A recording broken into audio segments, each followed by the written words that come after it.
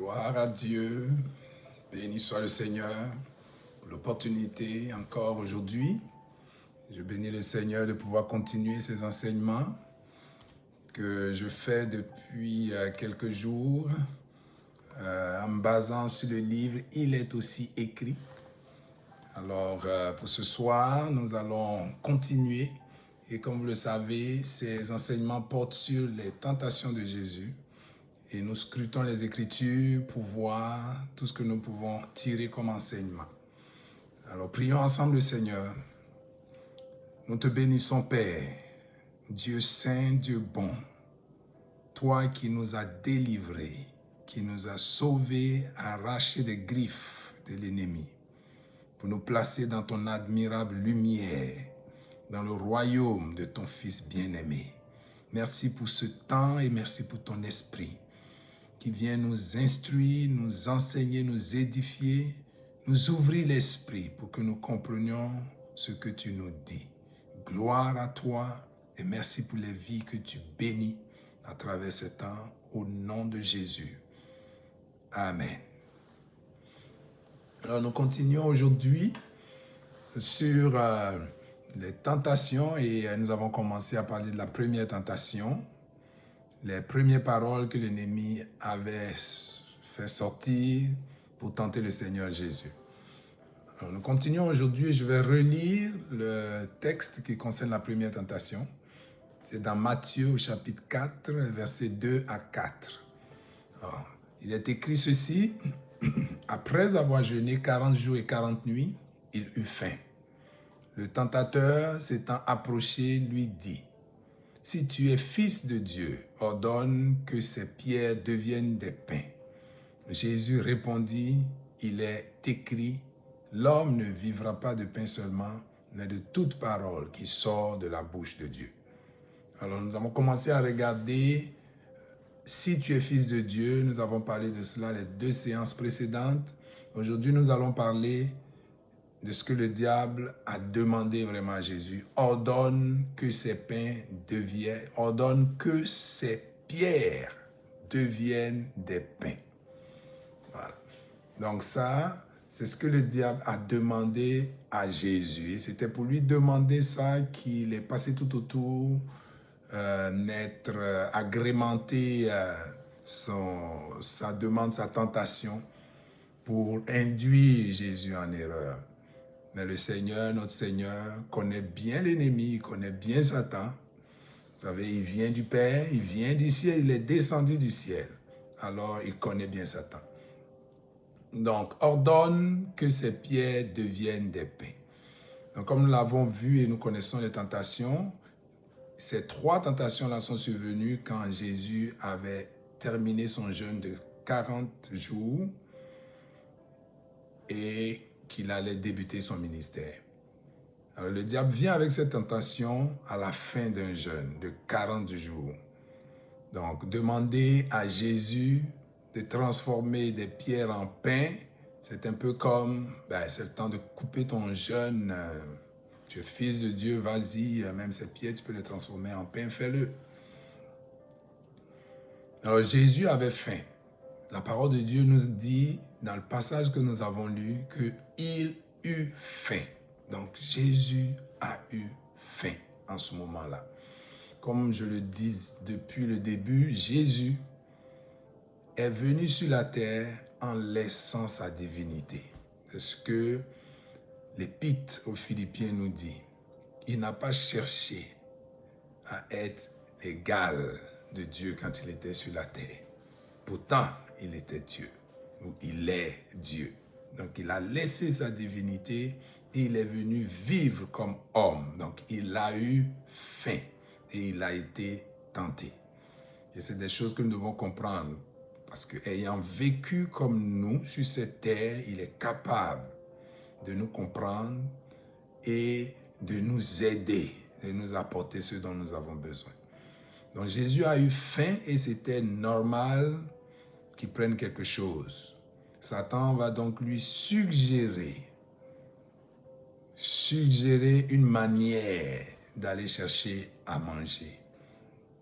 Et comme nous le voyons, Jésus ne répond pas à ce que Satan a demandé.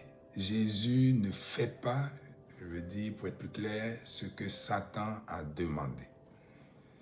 Jésus avait faim, mais il y avait un problème d'agir de la façon dont Satan demandait qu'il agisse.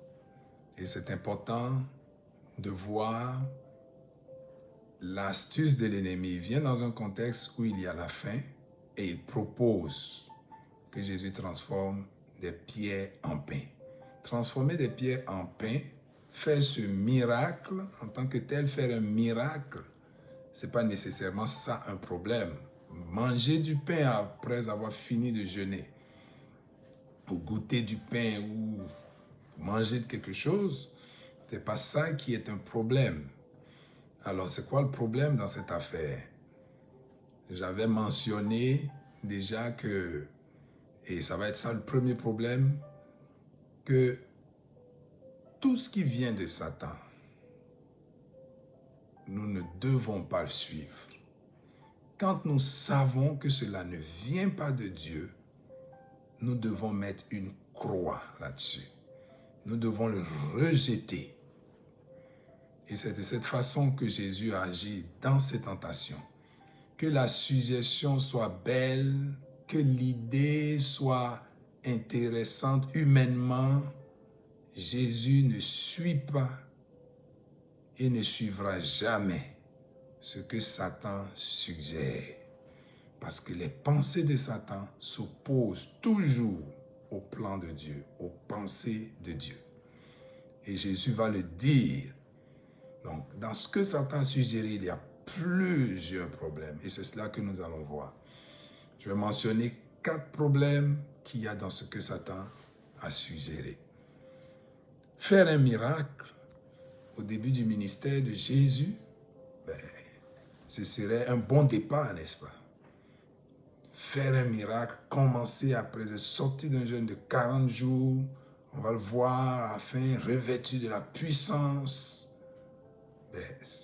Jésus peut faire des miracles, mais est-ce le plan de Dieu?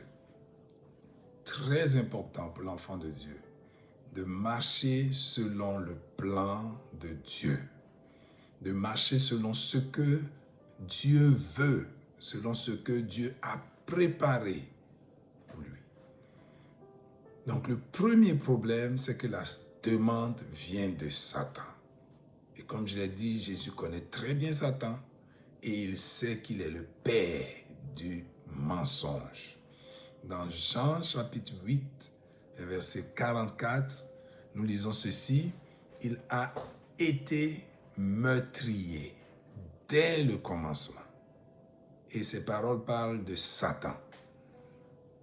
Il a été meurtrier dès le commencement et il ne se tient pas dans la vérité, parce qu'il n'y a pas de vérité en lui. Lorsqu'il profère le mensonge, il parle de son propre fond, car il est menteur et le père du mensonge.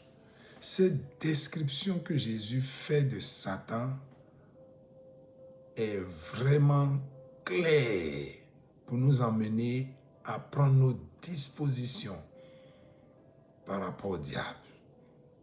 Jésus dit qu'il est meurtrier dès le commencement.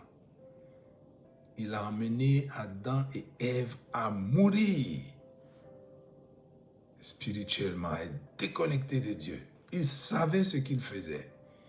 Et il est venu de façon rusée les faire déchoir de ce que Dieu avait planifié pour eux. La parole de Dieu dit, il ne se tient pas dans la vérité. Donc tout ce qu'il peut suggérer, tout ce que le diable peut suggérer, ne peut pas être dans le plan de Dieu, dans la volonté de Dieu. Il ne se tient pas dans la vérité. Il se tient où? Dans le mensonge. Jésus dit, il n'y a pas de vérité en lui. Donc c'est complètement ténèbres. dans le diable. Tout est mensonge, tout est faux avec lui. Jésus dit, lorsqu'il profère le mensonge, il parle de son propre fond. Ça veut dire les choses qui sortent de lui-même, qui sortent de lui profondément, de son plus profond, là, ce sont des mensonges. Alors nous, les enfants de Dieu, qui sommes des enfants de lumière, nous devons nous tenir loin des suggestions de l'ennemi, parce que cela va nous conduire à la dérive. Il est menteur et il est père du mensonge. Ça, c'est le premier point. Satan est menteur. Il ne se tient pas dans la vérité. Nous devons nous tenir loin de lui, loin de ses suggestions. Et si quelque chose n'est pas conforme à la parole de Dieu, tout de suite, détectons en tant qu'enfant de Dieu que cela vient du diable. Prenons le temps devant le Seigneur de l'entendre, de voir ce qu'il nous dit, pour voir l'attitude à tenir dans notre comportement, dans nos relations avec les gens. Ne négligeons pas de suivre ce que Dieu nous dit. Ne jouons pas avec la vie que nous avons, parce que ce jeu que nous mettons dans cette vie va la rendre compliquée pour nous, parce que nous ouvrons des portes à l'ennemi. Le deuxième point, ou le deuxième problème dans la demande de Satan, c'est que Jésus lui-même, cela ne rendait aucun témoignage à son esprit. Vous savez, nous, enfants de Dieu, nous avons l'Esprit de Dieu à l'intérieur de nous pour nous conduire. Quand nous entendons les choses, nous pouvons détecter si ce sont des choses qui plaisent à notre Père, si ce sont des choses qui n'irritent pas l'esprit, si ce sont des choses qui sont dans le plan que notre Seigneur a pour nous. Alors si quelque chose ne rend pas témoignage à notre esprit, ne vient pas s'accorder avec notre esprit, notre cœur le rejette, nous n'avons pas à suivre cela. Et parce que ce que Satan a suggéré ne rendait pas du tout témoignage à l'esprit de Jésus, il ne pouvait pas s'accorder avec cela.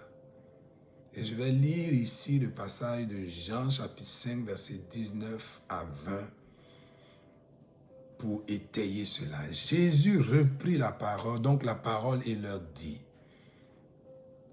en vérité, je vous le dis, le Fils ne peut rien faire de lui-même. Il ne fait que ce qu'il voit faire au Père. Et tout ce que le Père fait, le Fils aussi le fait pareillement.